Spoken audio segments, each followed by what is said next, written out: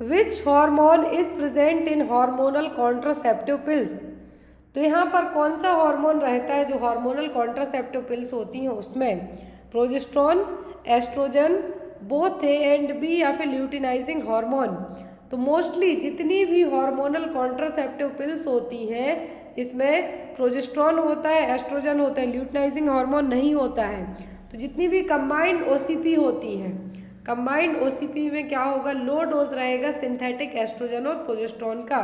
और जो ओसीपी है यहाँ पर हार्मोनल पिल्स रहेंगी, जो कॉन्ट्रासेप्टिव पिल्स रहेंगी, ओरल कॉन्ट्रासेप्टिव पिल्स, ये हमेशा ओव्यूलेशन प्रोसेस को इनहिबिट करती हैं, सप्रेस करने का काम करती हैं, जिससे ना तो एग जो ओवम है या फिर हम जो एग कह सकते हैं, ना तो वो ओव्यूलेशन प्रोसेस के थ्रू रिलीज होगा, ना ही फर्टिलाइजेशन होगा।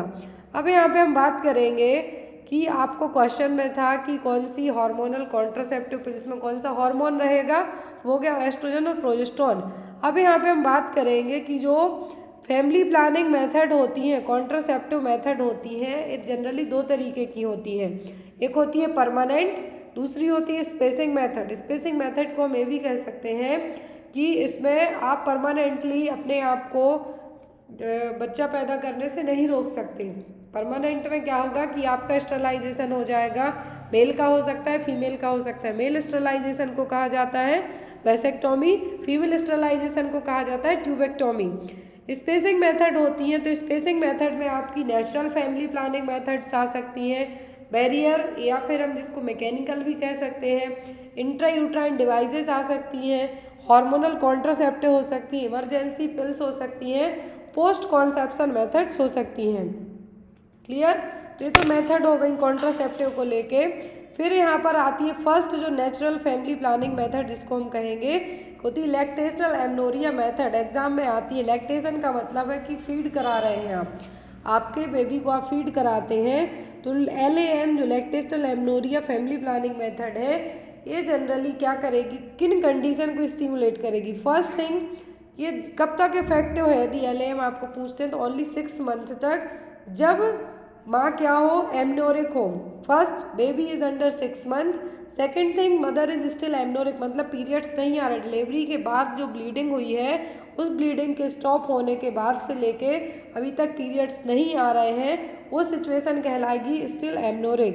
And she practice only exclusive breast feeding, मतलब डे नाइट ओनली माँ अपने बच्चे को ओनली ब्रेस्ट मिल्क ही पिलाती, तभी ये एमनोरिक मेथड क्या करेगी, इफेक्टिव होगी। अदरवाइज आपने और कोई मेथड नहीं अपनाई तो आप दोबारा से प्रेग्नेंट हो सकते हैं। एक केस आपने गांव में स्पेशली विलेज एरिया में देखा होगा कि एक बच्चा 6 महीने का है, दूसरा बच्चा आपके पेट में आ गया, मतलब आप प्रेग्नेंट हो गए। तो इसी मेथड के चक्कर में भी कुछ कुछ केस में ये मेथड फेल भी हो जाती है। यहाँ पर ये मेथड किस तरीके से काम करेगी, जब बेबी निपल को सक करेगा तो स्टिमुलेशन होगा, और जो स्टिमुलेशन होगा मदर के ब्रेन को ट्रिगर करेगा, और जो ओव्यूलेशन के लिए जो हार्मोन रिलीज होंगे उन हार्मोन्स को डिस्टर्ब करने के साथ साथ क्या करेगा, एमनोरिया की सिचुएशन कॉज करेगा। ना पीरियड आएंगे, ना प्रेगनेंसी होगी, ना एग रिलीज होंगे। क्लियर? फिर आती है यहाँ पर जो हमने पढ़ा है IUD मेथड। तो जो इंट्रा यूट्राइन डिवाइस होती हैं, ये यहाँ पर 3 तरीके की होती है, first, second and third generation.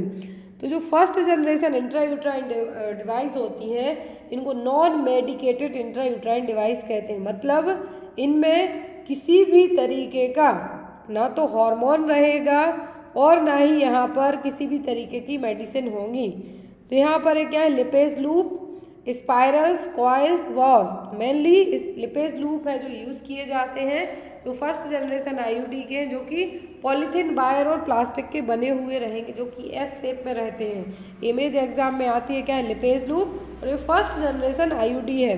फिर आता है मेडिकेटेड IUD। मेडिकेटेड में आपकी आती हैं सेकेंड और थर्ड जनरेशन।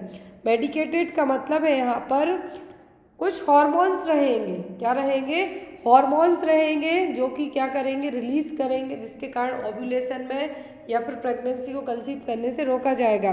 तो इसमें आती है सेकेंड जनरेशन और थर्ड जनरेशन।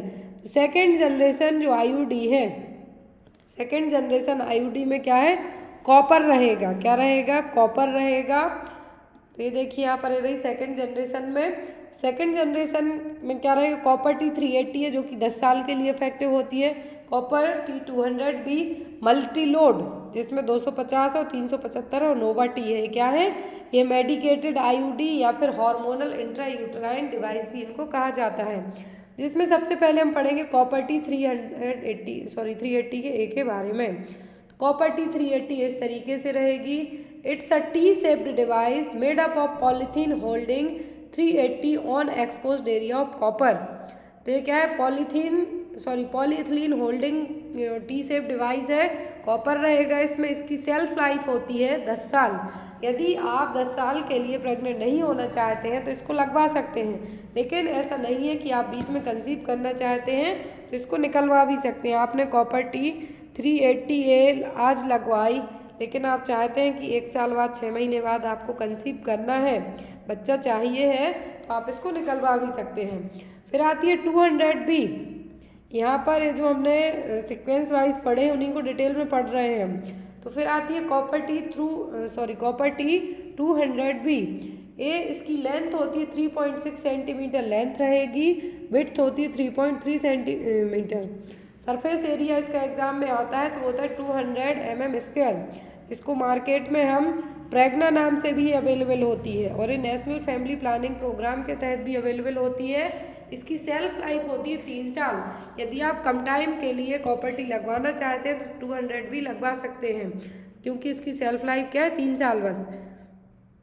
फिर यहाँ पर आती है, देखिए इमेज दी हुई है, ये क्या है, ये सब सेकंड जनरेशन आईयूडी है, कॉपर टी है। जो कॉपर टी है सेकंड जनरेशन वाली आएंगी इसमें। T200 मल्टीलोड 375, कॉपर T380 है लेवोनिजेस्ट्रोल कंटेनिंग आईयूडी, जिसको LNG एंड IUS के नाम से जाना जाता है। थर्ड वन होती है हार्मोन रिलीजिंग आईयूडी और थर्ड जनरेशन आईयूडी। इसमें आता है प्रोजेस्टेसाइड मिरेना। जो हार्मोन रिलीजिंग आईयूडी है इसको थर्ड जनरेशन आईयूडी कहा जाता है। याद रखें आप, फर्स्ट जनरेशन होती है उसमें नॉन मेडिएटेड होंगी, कोई मेडिसिन नहीं, कोई हार्मोन्स रहेंगे। सेकंड जनरेशन में कॉपर टी वाली आएंगी पूरी। थर्ड जनरेशन वाली हार्मोन वाली रहेंगी जो कि हार्मोन को रिलीज करेंगी, जिसमें फर्स्ट आती है प्रोजेस्टेसाइड, जिसमें प्रोजेस्ट्रॉन रहेगा 38 mg प्रोजेस्ट्रॉन रहेगा। डेली 65 mg पर डे के हिसाब से प्रोजेस्ट्रॉन रिलीज होगा और 1 साल के लिए इफेक्टिव रहेगी। फिर आती है मेरेना जो कि 99% इफेक्टिव है, इसके फेलियर रेट बहुत ही कम है। डेली 20 mg लेवोनिजेस्ट्रोल रिलीज करेगी। तो प्रोजेस्टेसाइड में प्रोजेस्ट्रॉन रहेगा, मेरेना में लेवोनिजेस्ट्रोल हार्मोन रहेगा, 5 साल के लिए इफेक्टिव रहेगी। नेक्स्ट यहाँ पर है जो प्रोजेस्टेसाइड के बारे में हमने पढ़ा, आप चाहें तो इसका स्क्रीनशॉट ले लें, आपके लिए बहुत ही ज़्यादा हेल्पफुल रहेगा। जो प्रोजेस्टेसाइड है क्या, हार्मोनल हो गई, ये क्या करेगी, यूट्राइन लाइनिंग के लिए क्या करेगी, मोटा बनाएगी, थिनिंग करेगी एक तरीके से, जिसके कारण सर्वाइकल म्यूकस और स्पर्म क्या रहेंगे, इसके आगे नहीं जा पाएंगे, फर्टिलाइजेशन को रोकेंगे।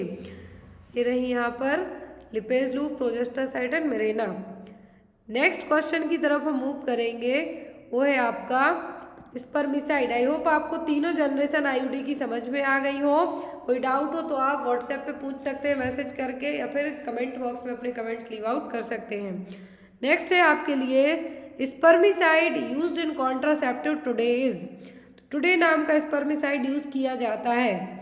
तो यहाँ पर इस टुडे स्पर्मिसाइड में कौन सा स्पर्मिसाइड रहेगा, MPA होगा, प्रोस्टाग्लैंडिन F2 होगा, 9 नॉनऑक्सिनाइल होगा, फिर नॉरएथेस्ट्रोन रहेगा। कौन सा यहाँ पर स्पर्मिसाइड होगा टुडे में, तो टुडे में जो स्पर्मिसाइड होगा वो होगा 9 नॉनऑक्सिनाइल। ये देखिए यहाँ पर वुमेन्स कॉन्ट्रासेप्टिव है। ये जनरली किस तरीके से इफेक्टिव होगी स्पर्मिसाइड, ये बिफोर सेक्स, मतलब सेक्स करने के, इंटरकोर्स करने के पहले इसको यूज़ किया जाएगा, जिससे जो सीमेन के साथ जो स्पर्म आएंगे उनको मारा जा सके और फर्टिलाइजेशन को, कंसीव करने को रोका जा सके। नेक्स्ट वन है यहाँ पर आपका barrier methods are all except. तो सभी बैरियर मेथड हैं किसी एक को छोड़कर। डायफ्राम, कॉन्डोम, लिपेज लूप या फिर वेजाइनल स्पंज। तो बैरियर और मैकेनिकल मेथड सबसे मोस्ट कॉमनली यूज़ की जाने वाली होती है कॉन्डोम। फिर यहाँ पर डायफ्राम भी है, कॉन्डोम भी है, वेजाइनल स्पंज, ये सभी बैरियर मेथड में आएंगी। लिपेज लूप है, फर्स्ट जनरेशन आईयूडी में आपका आएगा, जो कि एस शेप रहेगी। नेक्स्ट वन है यहाँ पर आपका question, multi load device refers to which type of contraception. Multi load device है किस टाइप के कॉन्ट्रासेप्शन में आएंगी, फर्स्ट जनरेशन में, सेकेंड में, ओरल कॉन्ट्रासेप्टिव में कि मैकेनिकल मेथड में। मल्टी लोड डिवाइस में आपने पढ़ा है कॉपर टी 250 एंड 375, ये दोनों कौन सी जनरेशन की हैं, ये है सेकेंड जनरेशन की, किसकी, सेकेंड जनरेशन आईयूडी है। नेक्स्ट वन है यहाँ पर आपका question, in copper T 200 the number denotes. तो यहाँ पर आपको 375 भी पूछ सकते हैं, फिर 200 पूछ सकते हैं कि जो यहाँ पर नंबरिंग है क्या डिनोट करती है, वेट इन माइक्रोग्राम, सरफेस एरिया, वेट इन मिलीग्राम या फिर वॉल्यूम ऑफ डिवाइस। तो ये जो कॉपर टी 375 हो गया, 200 हो गया, इसमें जो 200 है, 375 है, ये क्या रिप्रेजेंट करता है, सरफेस एरिया, कितना, surface area. Next one is the eligible couples are those couples age group of. A question Tripura CHO का सबसे फेमस क्वेश्चन है, 3 बार पेपर हुआ, तीनों बार ये क्वेश्चन आया है त्रिपुरा CHO एग्जाम में। एलिजिबल कपल्स किस कैटेगरी के कपल कहलाएंगे, जिनकी उम्र 18 से 35 साल हो, 15 से 45 साल हो, 18 से 40 साल हो कि 20 से 30 साल हो। तो ऐसे कपल एलिजिबल कपल कहलाएंगे जिनकी उम्र 15 से 45 साल तक हो। 15 से 45 क्यों, एक रिप्रोडक्टिव एज ग्रुप रहेगा, फीमेल में मेंसेस आना स्टार्ट हो जाएंगे, और यहाँ पर एलिजिबल कपल में ओनली सिंगल फीमेल नहीं आएगी, दोनों कपल आएंगे, मेल फीमेल आएंगे। तो जिनकी उम्र 15 से 45 साल तक हो वो एलिजिबल कपल की कैटेगरी में कंसीडर किए जाएंगे। नेक्स्ट वन है यहाँ पर, the emergency contraceptive for women is. तो वुमेन में इमरजेंसी कॉन्ट्रासेप्टिव कौन सी होगी, माला डी, माला एन, लेवोनोजेस्ट्रोल या फिर प्रोजेस्ट्रॉन। तो इमरजेंसी कॉन्ट्रासेप्टिव मार्केट में I can, I pill available होती हैं, वो क्या है, सभी इमरजेंसी कॉन्ट्रासेप्टिव पिल हैं। और उनमें कौन सा हार्मोन होता है, तो उनमें होता है लेवोनोजेस्ट्रोल, जो कि विदिन 72 आवर के यूज़ कर ली जाती हैं, आफ्टर इंटरकोर्स के विदिन 72 आवर के अंदर उनको यूज़ करना होता है। तो क्या है, लेवोनोजेस्ट्रोल पिल और इमरजेंसी कॉन्ट्रासेप्टिव पिल। नेक्स्ट वन है यहाँ पर आपको question, hormonal contraceptive choice in lactating mother. बहुत ही अच्छा क्वेश्चन है, एग्जाम में आपको आता है कि हार्मोनल कॉन्ट्रासेप्टिव चॉइस जो कि लैक्टेटिंग मदर, जो माँ अपने बच्चे को फीड कराती है, उसके लिए कौन सी मेथड बेस्ट होगी, मिनी पिल्स, कंबाइंड पिल्स, सेंटाक्रोमोन्स या फिर नन ऑफ द अबव।